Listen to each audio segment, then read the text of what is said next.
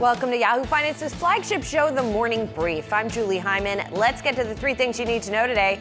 First up, Wall Street kicking off a new month after gains across the board in August.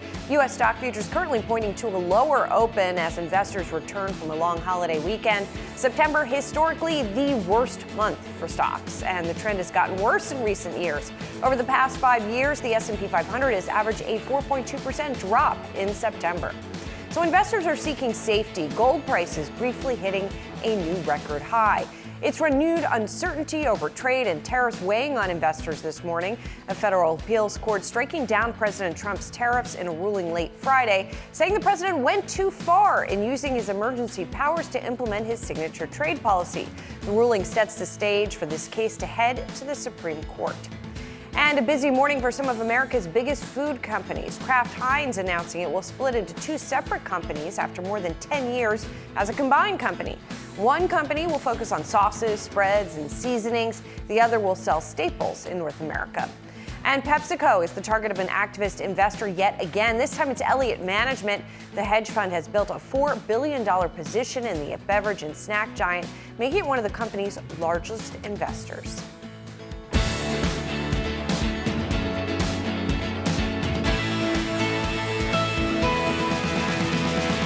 Let's get a check-in on stock futures right now. We are seeing them under pressure across the board, in particular large cap tech.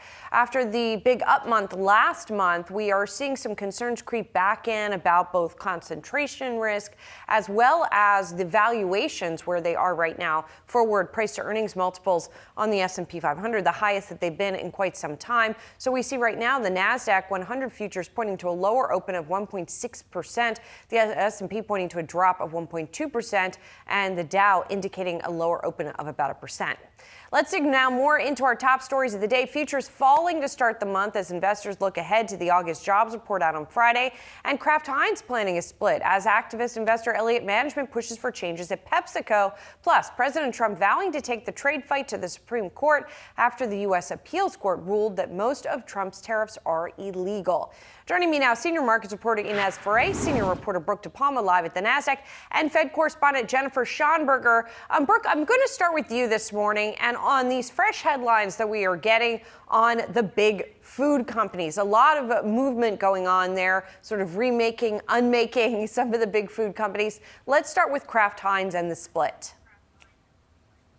Yeah, absolutely. What we're hearing from Kraft-Heinz this morning is that the company intends to form two separate companies, and that includes Global Taste Elevation Co. and North America Grocery Co. Now, it's worth noting that they say that this transaction will close until the end of 2026, but that Global Taste Elevation Co. really includes those crown jewels. Think Heinz, think Philadelphia, think Kraft Mac and Cheese. The company says that those bring in $15.4 billion in net sales, according to 2024 reports. Now, approximately 75% of those net sales includes things like seasonings, sauces, and spreads. And it's worth noting, too, that these are really the crown jewels really driving the growth. But North America Grocery Co., that will include Oscar Mayer, Kraft Singles, and Lunchables. The current CEO, Carlos Abrams-Rivera, he will lead North America Grocery Co., and they're currently looking for another executive to lead the other Global Taste Elevation Co.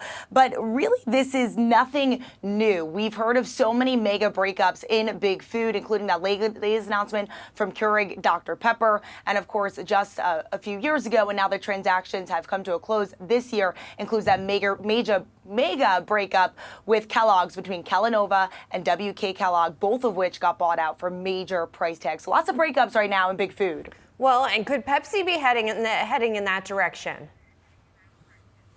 Yeah, well, Elliott Investment Management certainly weighing on PepsiCo this morning and PepsiCo shares. The company, or rather the hedge fund, really calling out in a presentation that just dropped about 45 minutes ago, saying that PepsiCo needs to increase strategic focus, re-accelerate growth, and enhance margins, returning to what it calls could be a best-in-class financial profile. They went on to say that their weakness in North America has really weighed on the total company organic growth and earnings. And we know that shares of PepsiCo have have been under pressure. They're down more than 14% or nearly 14% year over year. Elliott calling the company, quote unquote, undervalued. And it's worth noting that Elliott Investment Management have come for food before. This is the hedge fund that came for Starbucks last August of 2024. And almost immediately, we saw that flip in the CEO suite to name Brian Nichols CEO. Well, and speaking of flips in the CEO suite, the third big food story this morning is an ouster at the top of Nestle, Brooke. What's going on there? Yeah, well, the current CEO, Laurent Frégé, he has worked at Nestle since 1986, and he rose to the ranks to become CEO just last August. Now, Laurent is out based upon what the board is saying, an investigation into a relationship with a subordinate employee, and they've already named a new CEO. The new CEO is Philippe Novotel. He was named CEO immediately over the weekend. Now, he has led the coffee strategic business unit, so it's important to note there as Nestle faces pressure over cocoa and coffee production and increased prices there. But also, he has worked at Nestle since 2001. But it's worth noting that Laurent joins the likes of Kohl's CEO, former CEO there, Ashley Buchanan, also former Kroger CEO. And this just goes to show that in this sort of environment where there are so many headwinds already up against these companies, they are not taking any internal relationships, any fall shorts, very gently, rather immediately ousted this Nestle CEO, once again joining the likes of Kohl's and Kroger earlier this year as well. Well, Brooke, from zooming in on those food companies, I want to zoom out now and look at more of the macro picture. I mean, for that, we start with Jennifer here. And on the future of the Fed, we are seeing further developments here in this push on the part of President Trump to try to oust Fed Governor Lisa Cook. What are you hearing this morning, Jen? Good morning, Julie, and welcome back. It's great to see you. This week is going to be another test for Federal Reserve Bank independence. We are awaiting supplemental arguments that are supposed to be filed today by lawyers, both from the Department of Justice and Lisa Cook's lawyer, Abby Lowell, for the U.S. District Court here in Washington. Those oral arguments, that hearing ended on Friday midday with no ruling from Judge Cobb. And so all investors are anxiously awaiting what will happen there. If Cook ends up winning, I would expect to see the Trump administration appeal that. That would likely go to the Supreme Court. So that's test one this week. And we did see hundreds of economists write a letter in support of Lisa Cook this morning. So support from the economic community for central bank independence there. And the second test I'm looking for this week is Stephen Myron, who's President Trump's nominee to replace Federal Reserve Governor Adriana Kugler. Remember her? She stepped down earlier in August. He is going to have his confirmation hearing on Thursday, and I'm going to be watching what Republicans ask Myron, because I think that will be another test of Federal Reserve Bank independence. Certainly the Democrats are going to push on that front, but I think some of the Republicans are going to have to walk a tightrope there. I do expect that he will get confirmed out of committee, and we could see a confirmation vote out of committee as soon as next week, probably Wednesday or Thursday. That's typically what we've seen in terms of the timetable this go around through Congress, which would then lead to the full floor vote, putting him in place probably just in time for the FOMC meeting on September 16th and 17th. Which was not the initial expectation. So that's right. An interesting and different dynamic. Speaking of tests, by the way, President Trump's tariffs facing an increasing number of tests. And so we're looking for further developments on that front. That's right. A appeals court upholding a lower court's decision late Friday that the tariffs that he issued on April 2nd are deemed illegal under IEEPA. The court, though, did leave some breathing room for the Trump administration to appeal that ruling, those tariffs remaining in place until October for the president to appeal that to the Supreme Court. Remember, this applies to the Liberation Day tariffs, so that court challenge does not affect the foreign steel tariffs, aluminum, autos, semis. Those were all done under different sections, 301 and 232. I would expect the administration to be troubleshooting just in case, though, to look at issuing these tariffs under different authorities, perhaps like Section 201. That's something that White House Press Secretary Caroline Leavitt has said in the past, depending on how the Supreme Court could rule on these tariffs. But for now, business as usual. Business as usual, but a lot of questions still, as there have been. And Inez, let's get to you, because we're watching markets here, and the backdrop of all of this news we've been discussing is that we've got a pretty significant sell-off this morning. Yeah, we do. And we have to keep in mind that we are going into a seasonally weak month. So September tends to be the weakest month for stocks. The B of A saying that going back to 1927, in September, you saw stocks falling 56% of the time by an average of a little more than 1%. So seasonally, the wind is not on its back, so to speak, for these markets. Also, taking a look at September and October in terms of the VIX, in terms of volatility, those tend to be months where the VIX is higher. And part of the issue, part of the reason why you tend to see some of the selling in September happening, or selling pressures, is because you've got pension funds, mutual funds that are rebalancing their portfolio at the end of the quarter. And so you tend to see the seasonal volatility when it comes to stocks.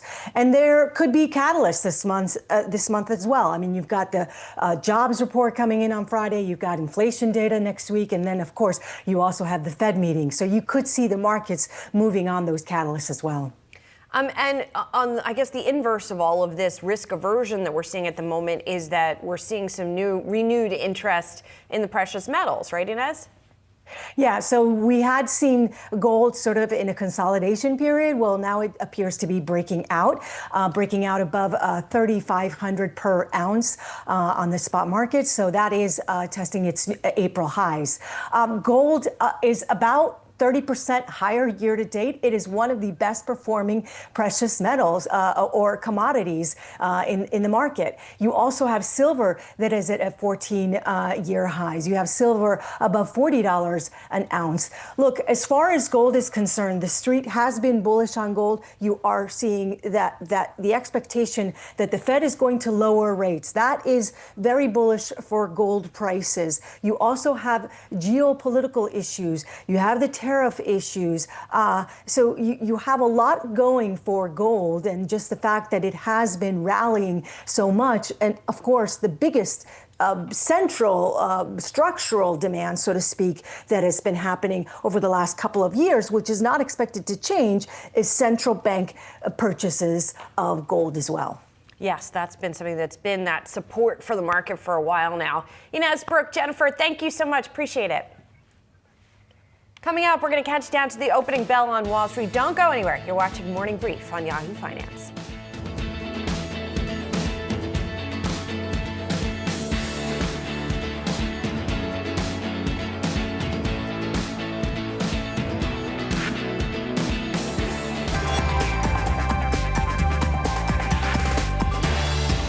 Time for some of today's trending tickers. We are watching Constellation Brands, Novo Nordisk, and Klarna. First up, Constellation Brands, the beverage alcohol company, updating its fiscal 2026 outlook. It lowered its earnings per share guidance. It forecasts a greater decline in enterprise organic net sales. The company noting that the challenging macro environment has dampened consumer demand and led to more volatile purchasing behavior since the first quarter. In addition, high-end beer buy rates decelerated sequentially as both trip frequency and spend per trip decline. Next up, we got Novo Nordisk, the company reporting trial data for its weight loss drug Wegovy. The data showing a reduction in the risk for heart attack, stroke, and death from any cause while on treatment in people with overweight or obesity and cardiovascular disease. The company noting this as a real-world study instead of randomized controlled trials. And we've got Klarna, the fintech company, revealing details for its initial public offering, putting pressure on rival Affirm. Klarna is aiming to raise as much as $1.27 billion in its IPO. The company will list its shares on the New York Stock Exchange under the symbol KLAR. It's offering 5.6 million ordinary shares, and selling shareholders are offering an additional 28.8 million shares. Remember, the Klarna IPO has been delayed several times. We're not still sure of the exact timing of when it will debut. And you can scan the QR code below to track the best and worst performing stocks with Yahoo Finance's trending tickers page. Well, September tends to be the worst performing month for stocks, with the S&P 500 typically ending the month with a loss of about 0.7%. For more on how investors can navigate this period, Ken Mahoney's joining us, Mahoney Asset Management CEO. Ken, good to see you. So we tend to see September as negative. We're certainly starting off in that direction here. So do you think that that we are going to see sort of a typical September here? Are there some pressures on stocks this month? There is. Julie, feels like the perfect storm since Friday. So, we had calm volatility index, then Friday night was a blow to the tariffs. Over the weekend, we saw China, Russia, India get together, trade partners. That's not a good look. And we are coming in, flip the page, first trading day, September, where we find the volatility index up, 18, 19%, trading around 19. So definitely those calm waters we had in July and August have now given way to a lot of things, as you mentioned, unemployment report on Friday. Then we have the PPI, the CPI, and the Fed meeting. So we have a lot going in September, and it's going to live up to its lane. I mean, this is a tough start. I think you said earlier, the last 5 years, the S&P 500 was lower by 4%. So we're down 2% already. Maybe we're halfway there, and it's the first trading day of the year. Yeah, I guess over the longer term, the declines are less, but the last 5 years in particular, indeed, have been tough in September for the S&P 500. So given all of that, we've seen, for example, a bid in gold this morning, Ken. I wonder if this is a time for investors to get more defensive here, or do you think it's just going to be sort of a short-term hiccup? I like to think it's a short-term hiccup. Look, these are pretty big headlines to digest all in one. It's like the perfect storm, right? Hit it three different sides, the George Clooney movie. And, but yeah, again, we'd like to buy the best, like NVIDIA on the pullback, Microsoft on the pullback, Apple on the pullback, the big, hyperscalers. And I still think AI spend and the hyperscalers and what they're spending will still be the excitement around the market. So definitely we're dealing with some geopolitical issues right now at our doorstep here in September, to start the month of September. But there's still great opportunity. I think we're still in the third or fourth inning of this kind of great spend. But again, it's going to be tested, of course, in the coming weeks, with this being September. Ken, what about the Fed meeting that we are awaiting in September? There is a very high percentage chance being priced into markets, at least right now, that there will be a rate cut at that meeting. What is that going to mean for markets if indeed it does happen?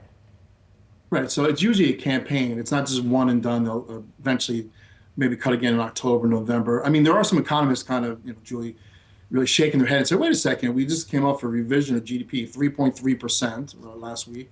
The Atlanta Fed is really good at predicting. They have this quarter that we're in right now around 3.5%, and they're cutting rates. But it's really difficult, for the Fed. They've been kind of like deer in the headlights. This is difficult. I mean, you have a dual mandate that says inflation and a jobs market. And I think they're paying a lot more attention now to the jobs market after the hideous number we had last month, which showed job creation a lot less than expected, revisions from May and June, and here we are. So with the Fed in the deer lights, now they're saying, no, I think we'll take this side of the ship, because if this really gets unraveled, that's a harder place to kind of dig out from. So I think the Fed's making the right decision, but most economists will sit back and say, wait a second, we're running a 3.5% GDP. Why are we rushing to Fed cuts? But here we are. Well, and we're going to talk to some people later on in the show who are suggesting that maybe the tariff inflation is still coming, right? That we're seeing small signs of it now, and that it will show up more later. Then again, you have now renewed tariff uncertainty because of these various court rulings. So we keep waiting for the environment to sort of get more certain, but I guess we should give up on that. Too many cross. Yeah. And that's why sometimes we come back to the AI. Like, what's exciting? Where's the risk on? Now today, everything is risk off, including NVIDIA. But if you think about the AI being, let's say, Monopoly board, right, and the Park Place and Boardwalk are your NVIDIA and Microsoft. That gets kind of exciting. I mean, again, there are the picks and shovels, much like the Monopoly board game, the picks and shovels. So there's still, when we get these pullbacks, this market's gonna be more about tactical, probably between now and the end of the year. A tactical meaning putting a bid below the market, good to cancel. Hopefully you get filled. keep your core position, but you could trade around it, these opportunities that come up because of some of the geopolitical concerns are popping up. But if you really do think of this as the AI monopoly board, and you want the picks and shovels, you should be looking at Microsoft and NVIDIA, even though we have to deal with a lot of these headline risks that's happening at the same time. Right, but those two have been winners this year. So winners. Yes, exactly. Ken, good to see you. Thank you. Good to see you as well. That does it for Morning Brief. Much more ahead on Yahoo Finance, including opening bid with executive editor Brian Sazi. Stay tuned.